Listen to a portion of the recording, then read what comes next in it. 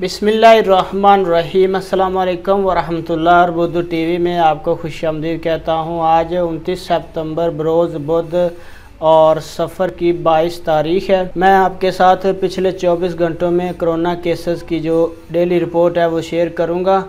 पिछले 24 घंटों में 55 नए केस रजिस्टर हुए हैं, 46 लोग सेहतयाब हुए हैं, 4 लोगों की डेथ होगी। अल्लाह पाक उनकी मग़फ़िरत फरमाए। सबसे ज़्यादा जो वैक्सीनेशन इलाके में हो चुकी है वो है अल्बाहा में तकरीबन 68% लोगों को वैक्सीन लगाई जा चुकी है। उसके बाद रियाद में भी 68.2%, अल शर्किया रीजन में 66.2%, मक्का में 59.2%, असीर में 57.1%, अलगसी में 56.6%, जज़ान में 54.9% लोगों को जज़ान में वैक्सीन लग गई है। तबूक में 54.8%, हाइल में 52.3%, हदूदल शुमालिया में 51.8%, मदीना मुनव्वरा में 51.5%, जोफ में 50.2% और नजरान में भी 50.2% लोगों को वैक्सीन लगाई जा चुकी है। सऊदी अरेबिया भर में टोटल सऊदी अरेबिया में 5,47,090 केस रजिस्टर हुए हैं, जिनमें सेहतयाब होने वालों की तादाद 5,36,125 है। टोटल मवात 8,713 हुई है।